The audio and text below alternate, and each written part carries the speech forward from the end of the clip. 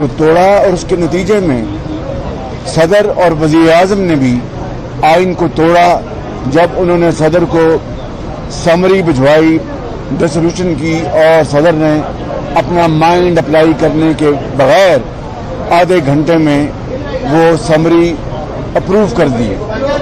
बात ये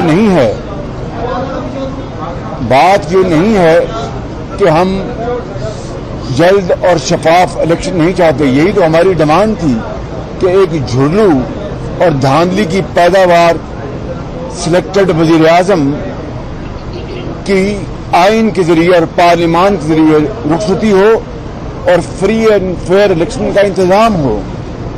मगर इस वक्त इशू ये है कि आइन को तोड़ा गया है, आइन को पामाल किया गया है। उसके लिए हम अदालत उज़्मा में आए हैं और अगर इसकी रेमेडी नहीं होगी तो फिर खुदा न खास्ता फिर ये बनाना रिपब्लिक बन जाएगी। क्या 22 करोड़ आवाम जो चाहते हैं और इससे बढ़कर 192 जो ऑनरेबल मेंबर्स हैं इस ऐवान के, जिनमें मैं भी नाचीज शामिल हूं, आर्टिकल 5 के हवाले से डिप्टी स्पीकर ने और हुकूमत के जो वजीर हैं उन्होंने हमें यानी गद्दार उस हवाले से करार दिया है। तो क्या अब ये गद्दार और वफादार की बहस शुरू होगी? मैं समझता हूं कि हमने ये करारदाद पाकिस्तान के 22 करोड़ अवाम की ख्वाहिशात के ताबे की थी कि जो पाकिस्तान की तारीख में महंगी तरीन महंगाई में पिस चुके हैं, जो बेरोजगार हो चुके हैं, जिनसे 50 लाख घरों का वादा किया गया था, जिनसे 1 करोड़ नौकरियों का वादा किया गया था।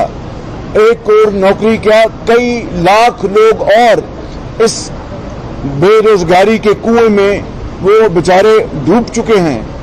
50 लाख घर क्या, एक ईंट नहीं लगाई गई।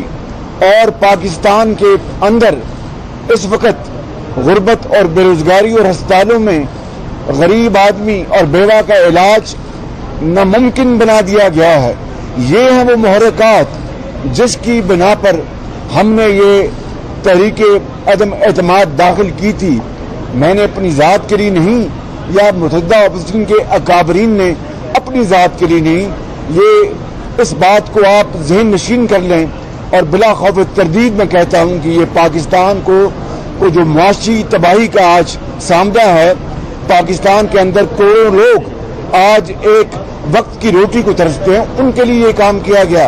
और फिर सुन लीजिए बात कि ये वही इमरान नियाजी है जब आज से कुछ अरसा पहले फ्रांस के हवाले से जो फ्रांस के सफीर को इस मुल्क से एक्सपेल करने का मुतालबा आया था, तो इमरान नियाजी का क्या मौक़िफ़ था कि अगर हमने फ्रांस के सफीर को निकाला तो फिर पाकिस्तान की जो टेक्सटाइल एक्सपोर्ट्स हैं वो 50% यूरोपियन यूनियन को जाती हैं, उसका खात्मा हो जाएगा, पाकिस्तान की मईशत तबाह हो जाएगी।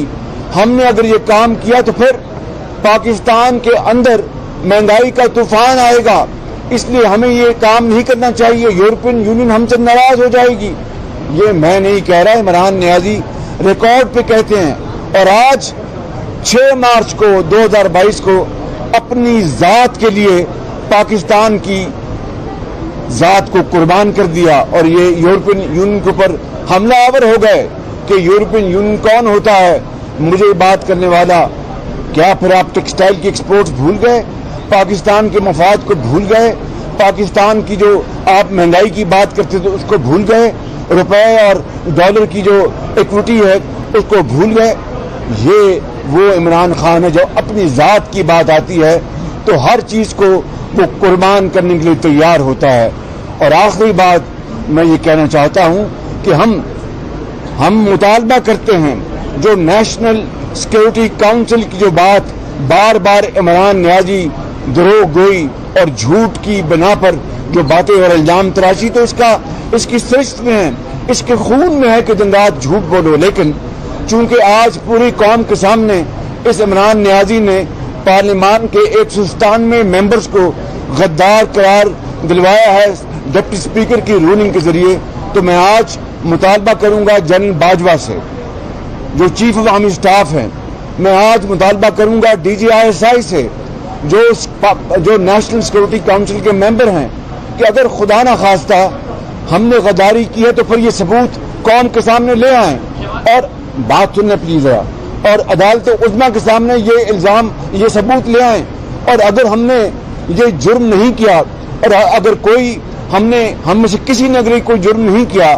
کوئی خدا نہ خواستہ کسی خارجی طاقت کو دعوت نہیں دی، کہیں خدا نہ خواستہ کوئی خارجی وسائل استعمال نہیں کیے، تو پھر دودھ کا دودھ اور پانی کا پانی ہونا چاہیے۔ میں نے آج تک کبھی اس طرح کی صاف الفاظ میں بات نہیں کی۔ آج میں عدالت عظمیٰ سے بھی ملتمس ہوں، اپنے وکیلوں کے ذریعے ہم یہ مطالبہ عدالت عظمیٰ کے سامنے رکھیں گے تاکہ وہ برائے کرم اس بات کا جائزہ لیں اور کوئی فورم بنا دیں جس میں یہ بات روز روشنی طرح عیاں ہو جائے، دودھ کا دودھ پانی کا پانی ہو جائے کہ اگر خدا نہ خواستہ کیا یہ ہم نے 3.5 سال سے مطالبہ نہیں کر رکھا تھا کہ یہ ایک جعلی اور جھوٹوں کی پیداوار یہ حکومت ہے، یہ وزیر اعظم ہے، اور پھر 3.5 سال 3.25 سال جس عذاب میں، مہنگائی کے عذاب میں اس نے قوم کو مبتلا کر رکھا ہے۔ یہ ہمارا مطالبہ تو ڈے 1 سے تھا جب ہم نے آئینی اور قانونی طور پر یہ ووٹ آف نو کانفیڈنس کی، ہم نے موشن پیش کی، اس کے بعد غداری کے نعرے لگ گئے۔ لہذا آج وقت آ گیا ہے کہ ہمارے سپہ سالار افواج پاکستان کے جن کی بڑی قدر منسجت ہے، قربانیاں ہیں پاکستان کی دفاع کے حوالے سے، وہ آج اس بات کا اندیہ دیں۔ کیا نیشنل سیکورٹی کونسل میں جو منٹس پاس ہوئے جس میں باہر کی بین الاقوامی سازش اور اپوزیشن کا کوئی رول ہے، تو پھر خدا را اس بات کو سامنے لے کے آئیں، کیا وہ منٹس انہوں نے سائن کیے گئے، کیا وہ منٹس انہوں نے دیکھے، ویٹ کیے، اور اسٹیبلشمنٹ نے یا جس محکمے نے بھی وہ منٹس بنائے ہیں کیا ان کی اپروول تھی؟ یہ وہ سوالات ہیں جو آج پوری قوم سننا چاہتی ہے۔ آپ کیا کہیں گے کہ جو پریزیڈنٹ عارف علوی جو ہے اپنی اتھارٹی استعمال کر رہے ہیں اور بار بار پریشرائز کر رہے ہیں کہ کیئر ٹیکر پرائم منسٹر کے لیے نامینیشن کی جائے، تو ان تمام حالات کے بارے میں مجھے ابھی تک ایز اے اسپیک مجھے کوئی صدر علوی کا خط بطور انٹرم پرائم منسٹر کے نہیں ملا۔ ٹیلی ویژن پر چل رہا ہوگا باضابطہ۔ میں ابھی اس وقت 12 بج گئے ہیں اور آج 5 تاریخ ہے۔ As I speak, I have not received officially any letter from President Alvi جنہوں نے آئین کو اپنے پاؤں تلے روندا ہے اور آئین شکنی کی ہے۔ جب وہ خط آئے گا تو ضرور ہم اپنے وکلاء اور اپنے تمام اتحادی جو پارٹنرز ہیں ان